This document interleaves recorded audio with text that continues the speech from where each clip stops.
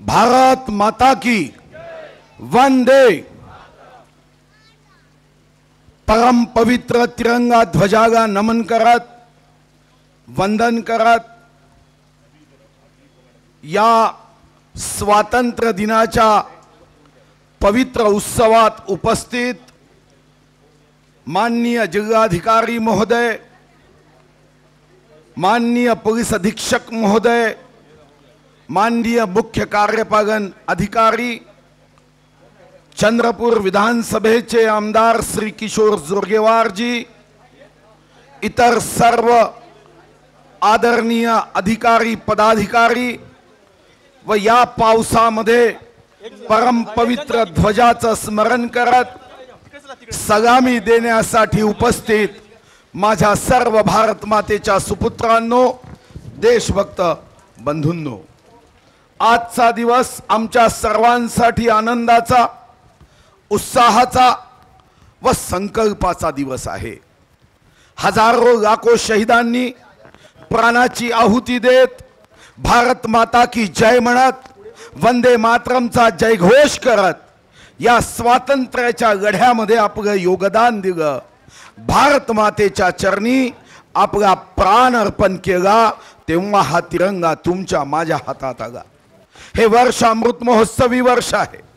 या अमृत महोत्सवी वर्षामध्ये विश्वगौरव प्रधानमंत्री नरेंद्र मोदीजींनी आवाहन केलं होतं 13 ऑगस्ट पासून 15 ऑगस्ट पर्यंत या अमृत महोत्सवी वर्षात त्या लाखो शहीदांनी स्वातंत्र्यासाठी जो लढा दिला, जे बलिदान दिलं, त्यांना विनम्र अभिवादन करत 13 ऑगस्ट सकाळी 9 वाजता आपला तिरंगा आपल्या जिल्ह्यामध्ये देशामध्ये फडकावा। मी आपल्या सर्वांना मनापासून धन्यवाद देतो की या जिल्ह्यामध्ये साधारणतः 5 लाख कुटुंबांनी हा तिरंगा फडकवत अमृत महोत्सवी वर्षात या लाखो शहीदांना विनम्र असं अभिवादन केलं। इंग्रजांच्या गुलामगिरीतून 15 ऑगस्ट 1947 रोजी देश स्वतंत्र झाला। देश स्वतंत्र होताना हजारो लाखो शहीदांनी आपली प्राणाची आहुती देताना स्वतःच्या परिवाराची चिंता न करता कन्याकुमारी पासून काश्मीर पर्यंत, कामरूप पासून कच्छ पर्यंत असणाऱ्या भारत मातेच्या सुपुत्रांच्या परिवाराचं स्वप्न पूर्ण व्हावं, हा देश सुजलाम सुफलाम व्हावा, समृद्ध व्हावा, प्रत्येकाच्या चेहऱ्यावर सुख समाधान आनंद असावा, हे स्वप्न घेऊन हसत हसत अनेक शहीद फासावर गेले। या अमृत महोत्सवी वर्षात आपल्या सर्वांना चिंतन करण्याची आवश्यकता आहे की भारत माता की जय म्हणताना आम्ही 15 ऑगस्ट 26 जानेवारीला पूर्ण शक्तीने उत्साहाने भारत माता की जय म्हणतो, पण 365 दिवसापैकी 2 दिवस भारत माता की जयचा जयघोष करून आम्हाला थांबता येणार नाही।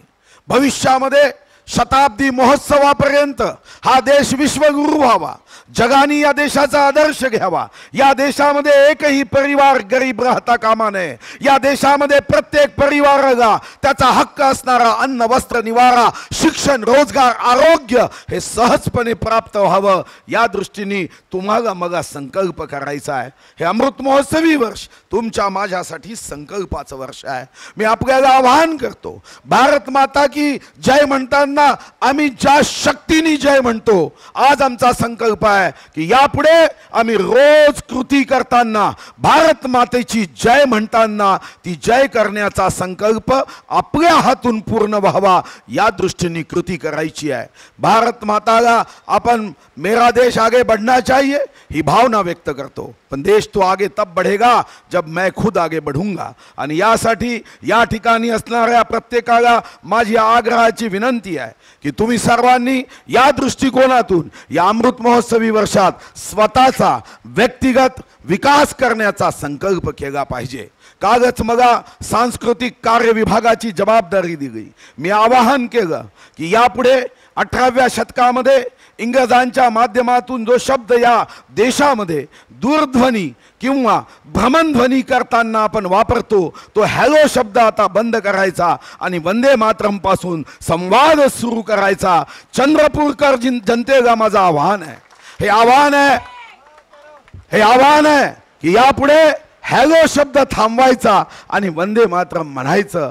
वंदे मातरम ही ऊर्जा देणारा शब्द आहे. वंदे मातरम म्हणजे पद्य नव्हे, वंदे मातरम म्हणजे कविता नव्हे, वंदे मातरम म्हणजे शब्दाचा समुच्चय नव्हे. वंदे मातरम म्हणत लोकांनी, देशभक्तांनी या ठिकाणी स्वातंत्र्य लढ्यामध्ये आपलं योगदान दिलं. ओठावर वंदे मातरम असायचं आणि इंग्रज जेव्हा बंदुकीच्या गोळ्या चालवायच्या तेव्हा छाती जरी गोळी घेत असेल तरी त्यांच्या ओठातले शब्द कधी थांबत नव्हते. माझा झेंडा कधी हातातून त्यांच्या खाली येत नव्हता.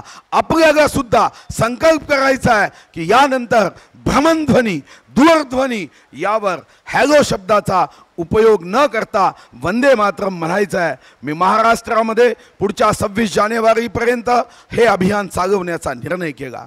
शेवटी बंधन, कायदे, नियम यातून कोणतंही अभियान यशस्वी होत नाही. अभियान तेव्हा यशस्वी होतं जेव्हा त्याला जनतेचा स्वयंस्फूर्तीने पाठिंबा असतो. हा पाठिंबा प्राप्त व्हावा यासाठी आपण सर्वांनी वंदे मातरमचा उपयोग करावा हे मी विनंती करतो. या जिल्ह्याची जबाबदारी म्हणून निश्चितपणे या जिल्ह्याच्या प्रगतीमध्ये आपण सर्वांनी एकत्र येऊन या जिल्ह्याच्या विकासामध्ये योगदान द्यायचं आहे. मग लोकप्रतिनिधी असते, तो कोणत्याही राजकीय पक्षाचा असेल तरी कोणत्याही जातीचा, कोणत्याही राजकीय पक्षाचा, कोणत्याही धर्माचा, कोणत्याही वजनाचा, कोणत्याही उंचीचा, या सर्वांना एका सूत्राने बांधण्याची शक्ती आणि ताकद या परमपवित्र तिरंगा ध्वजात आहे. हा तिरंगा ध्वज आज अमृत महोत्सवी वर्षात फडकवताना आम्ही या जिल्ह्याच्या विकासाचा संकल्प करतोय. पूर परिस्थितीने हजारो कुटुंब विस्थापित झाले, हजारो कुटुंब संकटात सापडले. पहिली बैठक जिल्हाधिकारी महोदयांशी घेऊन यांना मदत करण्याच्या दृष्टीने उद्याच्या कॅबिनेटमध्ये काही निर्णय आग्रहपूर्वक करण्याचा मी संकल्प केला आहे की जिल्ह्यातील पूरग्रस्त भागातील जनतेला न्याय दिला पाहिजे, त्यांच्या संकटात सरकार उभं राहिलं पाहिजे, या दृष्टीने आपण मदत करतोय. आपला संकल्प आहे की भविष्यामध्ये या जिल्ह्यात मग आरोग्य क्षेत्र असेल, शिक्षण क्षेत्र असेल, कृषी क्षेत्र असेल, या 3 मुद्द्यावर या जिल्ह्यात सर्वच्या सर्व तालुक्यामध्ये प्रगती करण्याच्या दृष्टीने या 15 ऑगस्टला अमृत महोत्सवी वर्षात आपण संकल्प करतोय. जी कामं अर्धवट राहिली ती वेगाने पूर्ण करण्याचा निर्णय मी केला. मग मेडिकल कॉलेज असेल, कॅन्सर हॉस्पिटल असेल, महाकाली मंदिराचं टेंडर आपण केलं आहे. त्यासाठी 2019 अर्थमंत्री असतानाच मी पैसे डिपॉझिट केले, त्यावर तर आता 6 कोटी व्याज आलं आहे. महाकाली मंदिराचं टेंडर हे आता येणाऱ्या 30 तारखेला निश्चितपणे त्याच्या वर्क ऑर्डरच्या दृष्टीने पुढे जाईल. पंजाब नॅशनल बँकेच्या माध्यमातून अजयपूरमध्ये या जिल्ह्यामध्ये जे शेतकरी आहे त्या शेतकऱ्यांना शास्त्रशुद्ध शेती करण्याच्या दृष्टीने मी दिल्लीवरून एक विशेष CSR फंडातून 10 कोटी मंजूर केले. अजयपूरमध्ये सरकारने 10 एकर जागा दिली. त्या ठिकाणी सुद्धा नवीन कृषी क्षेत्रात काम करू इच्छिणाऱ्या तरुणांना अतिशय आधुनिक तंत्रज्ञान देण्याच्या कामालाही लवकर सुरुवात होत आहे. CPWDच्या माध्यमातून त्याचेही टेंडर होत आहे. बॉटनिकल गार्डन हा आपला संकल्प होता, पण काही महिने काही वर्षापासून तो थांबला होता. त्याही दृष्टीने या अर्थसंकल्पात बॉटनिकल गार्डनला पैसे देऊन हे सुंदर बॉटनिकल गार्डन हे देशासाठी येणाऱ्या पर्यटकांना उपलब्ध व्हावं आणि केंद्र सरकारच्या माध्यमातून त्या ठिकाणी रोजगार निर्मितीच्या दृष्टीने आपण MOU केला आहे. बॉटनिकल गार्डन हे एकीकडे मनोरंजन, उत्साह, ऊर्जा देणारे केंद्र होईल आणि दुसरीकडे बचत गटांना त्या ठिकाणी रोजगार देण्यासाठी शिक्षण देणारं केंद्र होईल. मूर्ती विमानतळ हे एक संकल्प होता, तोही थांबला होता, पण आता त्यावर वनमंत्री म्हणून माझी सही लागेल. मी गेल्याबरोबर त्याही दृष्टीने 17 तारखेला 5 ते 9 सह्याद्रीमध्ये बैठक आयोजित केली आहे आणि मूर्ती विमानतळ सुद्धा वेगाने पूर्ण करून राजुरा आणि जिल्ह्यामध्ये एक नवीन अध्याय जोडण्याचा प्रयत्न आपण करणार आहोत. नागपूर चंद्रपूर मेट्रोची ब्रॉडगेज यासाठी माननीय गडकरी साहेबांसोबत आपण आग्रह करून ही मेट्रो आपण सुरू करतोय. ज्या मेट्रोच्या कारणाने बसपेक्षा, खाजगी बसपेक्षा किंवा इतर अत्याधुनिक बसपेक्षा कमी पैशामध्ये अतिशय उत्तम प्रवास, आनंददायी प्रवास हा करता येईल. बस स्टँडची कामं थांबली होती. चंद्रपूर असेल, मूळ असेल, पोंभुर्णा असेल, ह्या बस स्टँडची ही कामं पूर्ण होईल आणि येणाऱ्या काळात 150 नवीन बसेस हे चंद्रपूर जिल्ह्याच्या आगारामध्ये देण्याचा निर्णयही मी केला आहे। यासोबत अभियांत्रिकी महाविद्यालय, जे मला आठवतं की मी पहिल्यांदा जेव्हा आमदार निवडून आलो तेव्हा 1998 मध्ये अभियांत्रिकी महाविद्यालय सुरू केलं। मधात टाटासोबत आपण MOU करून त्या ठिकाणी देशातलं अत्याधुनिक टेक्निकल ज्ञान देणारं केंद्र सुरू केलं, तेही मागे राहिलं। पण पुढच्या आठवड्यात या दृष्टीने बैठक आयोजित करून हे अभियांत्रिकी महाविद्यालय इतर सर्वांनी हेवा करावा असं आपण बांधण्याचा आणि बनवण्याचा निर्णय केला आणि त्याच्या हॉस्टेलसाठी पहिला 4 कोटीचा हप्ताही मंजूर करून पैसे वितरित केले। भारत राखीव बटालियन क्रमांक 4 ही आपण कोर्टी मक्त्याला सुरू करतोय आणि या बटालियनच्या संदर्भामध्ये आपण निर्णय केला की या बटालियनचं वैशिष्ट्य आहे की या बटालियनमध्ये 1007 पदं भरायची आहे। या 1007 पदं भरताना हा पहिला नियम आपण केला की आता कोणत्याही विभागाची पदं भरताना बंधन टाकता येत नाही, सर्व महाराष्ट्रातून आपल्याला रिक्रुटमेंट करावी लागते। पण एक भारत बटालियन मध्ये आपण निर्णय केला की यामध्ये चंद्रपूर, गडचिरोली आणि गोंदिया या नक्षलग्रस्त भागातील तरुणांना भरता येईल। या 3 जिल्ह्याशिवाय इतर कोणताही जिल्ह्यातील तरुण हा या ठिकाणी काम करू शकणार नाही। आरोग्य क्षेत्रामध्ये बैठक घेऊन त्यामध्ये सूचना मी केल्याच आहे, पण पहिली सुरुवात ही येणाऱ्या 20 तारखेला 4 वाजता 2.5 वर्ष जे पोंभुर्ण्याचं ग्रामीण रुग्णालय थांबलं होतं त्याचं उद्घाटन करून आपण करतो आहे।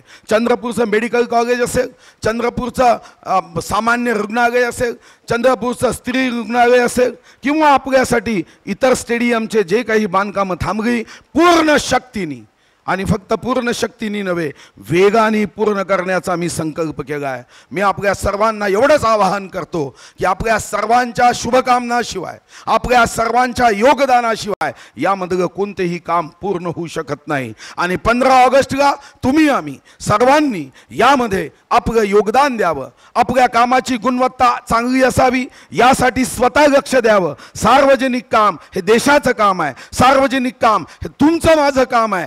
सार्वजनिक काम म्हणजे ज्याला कोणीही वाली नाही असं काम असता कामा नये, हे माझं काम आहे। यासाठी लागणारा प्रत्येक नवीन पैसा हा माझा आहे ही भावना घेऊन चंद्रपूर जिल्हा जो जगातल्या सर्वात जास्त वाघाचा जिल्हा आहे त्या जिल्ह्यामध्ये आपण सर्वांनी वाघासारखा पराक्रम दाखवण्याचा संकल्प करायचा आहे। चंद्रपूर जिल्हा हा असा जिल्हा आहे की पहिली 9 ऑगस्टच्या क्विट इंडिया, चले जाओ, भारत छोडो याचा नारा आणि जयघोष केल्यानंतर चिमूरच्या आमच्या क्रांतीवीरांनी 16 ऑगस्टला हातात तिरंगा घेऊन युनियन जॅक खालती उतरवला आणि तिरंगा फडकवला। 9 ऑगस्टला बर्लिनच्या आकाशवाणीवरून घोषणा झाली की या देशात इंग्रजांचं राज्य कुठं गेलं तर या चंद्रपूर जिल्ह्यात मी गोंड राजाचं स्मरण करतो, वीर बाबराव शेडमांकेचं स्मरण करतो।